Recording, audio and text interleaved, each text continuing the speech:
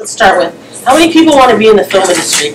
Anybody? The what? Film. Strictly film, no chair. Wow. And how many people just want to work in the salon behind the chair with clientele? And the rest?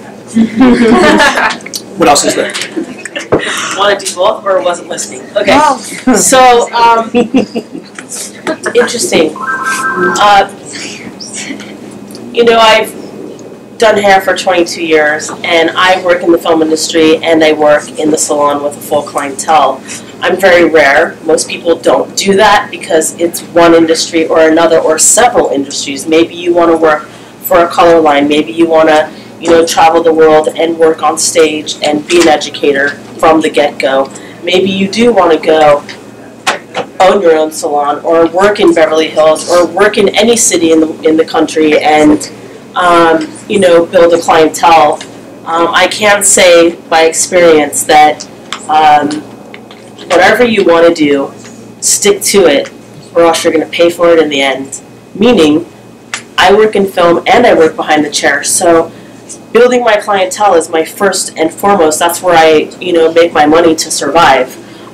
Working in the film industry is just from friends and family, and working in, you know, LA, and, you know, I mean, I grew up here, so I know a lot of people, and you just find yourself, like, next week I'm doing a photo shoot for, you know, a friend of mine who, you know, needs like 10 hairdressers and 10 makeup artists, and it's like, you know, I got to know a lot of people, and so I build a family, you know, like every hairdresser that I meet, I get their phone number, I get their name. You never know where they're going to go or who they're going to be or what they're going to do in their life and where that's going to end you. I just moved with Erik to his salon after being somewhere for 13 years, and I consider myself very stable. I've built a very good business that I'm very proud of, and I just joined Erik's team.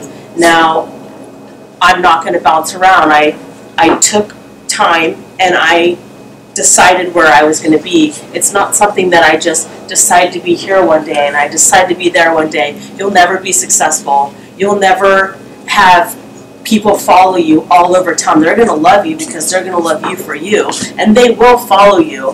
But it's just, you're going to make your life harder, and it's going to be stressful, and it's hard enough for us to be stylists anyways, okay? There's like a certain percentage of people that even graduate and get their license that in 5 years are even going to be doing this industry.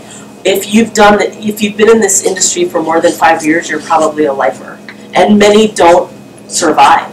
And it's, you know, it's art, it's our talent, it's art, it's our souls that we put into this career. And the bottom line is we got to start somewhere. You know, some are more fortunate than others. Some start in a certain place and end up in a certain place. Some are really fast, some are really slow, and there's no right or wrong. You know, you just got to remember that everybody that you meet can significantly change your life, and you don't know what friends you're going to meet or where you're going to be in the end or what you're going to need to ask for help in the industry. And like Erik was talking about, even being a colorist for 22 years, and I consider him one of the best, still asks for help. To be humble in this industry, like, it lets people know that you're human, you know, and we have this conversation all the time, like, you know, Erik says you're a big force, you know.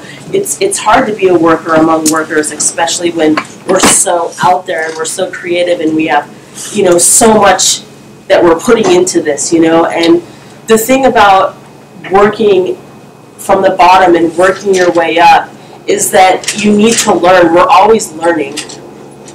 Every client that I work on has a different head, a different texture, a different, and then the next time they come in, I've grown, I'm stronger, I'm better, and I want to do better. And every time you're going to get, you know, better and better and better, and that's what's going to build your clientele.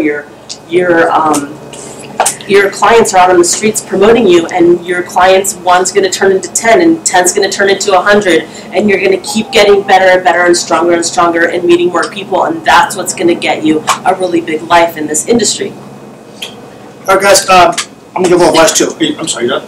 Yeah. Any big questions regarding what she just said? Right now we're kind of preaching a little bit, just giving you some of our life lessons from being in this business. My advice is, I made a mistake when I got out of school. I always wanted to work in Beverly Hills, and I had it in my mind I wasn't good enough to go to Beverly Hills. This is insane. There are hairdressers just as good in the Valley as they are in Beverly Hills. It doesn't matter where you're at. You go to wherever you want to be, go work there. This is how you do it. Everybody here should apprentice. Absolutely every single person. Do not go into this business unless you spend at least 2 years as an apprentice in a salon under someone that you respect. Maybe you'll be with several people, but I can't stress this enough. Don't waste this opportunity in your career. Start off on the right foot. Graduate, and right now, if you're getting towards graduation, you should be talking to salons.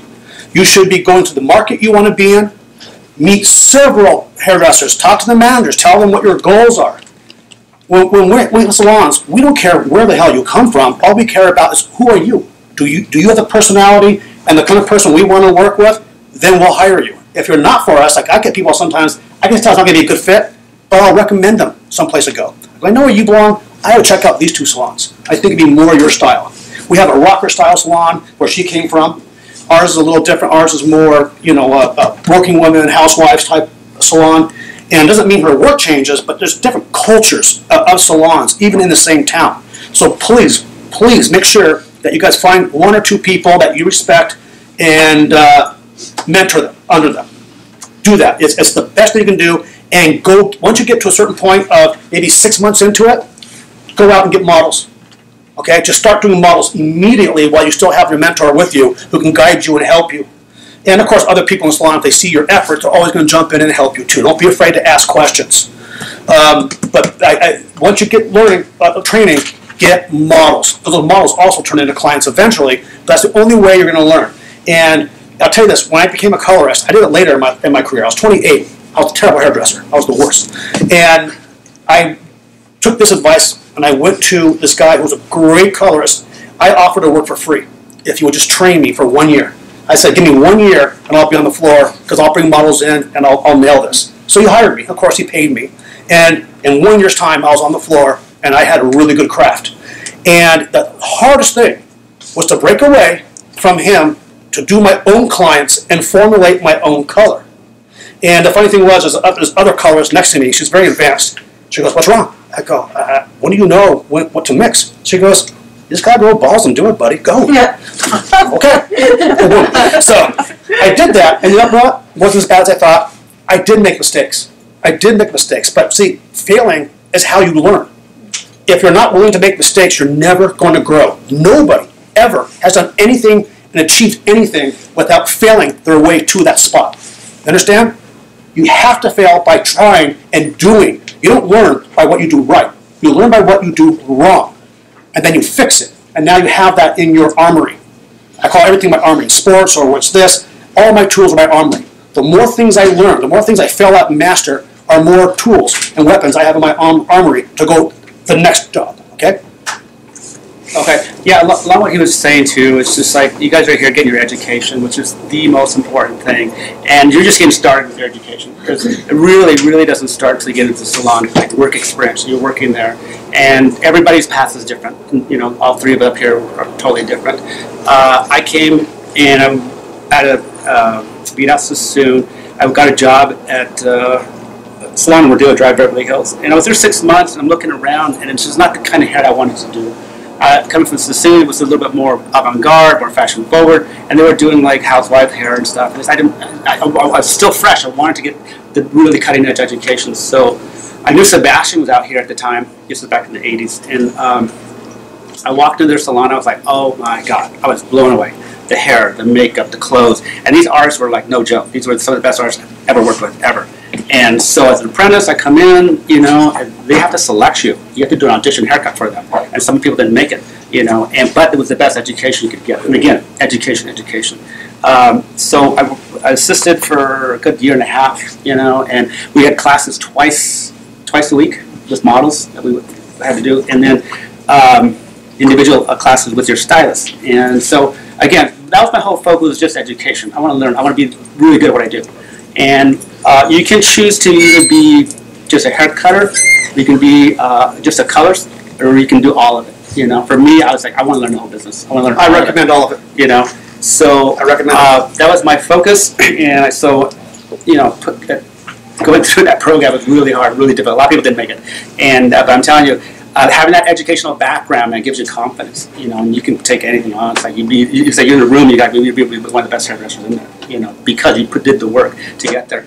Because of all of that, it's given me the opportunities to do fashion shows for Victoria's Secret, for Dolce & Gabbana, being at Steven Spielberg's house for InStyle magazine and doing shows for them at their house, and traveling, having clients, they're paying you to travel the world to do their hair, and they're paying your day rate, they're paying for your hotel. But this is for you guys. This is your opportunity. You can create whatever it is that you want. It's up to you. And you don't have to work just behind the chair. That's something you want to do. That's fine. There's nothing wrong with that. There's other avenues. You can work for an agency where they send you out to do these shows, do editorial work.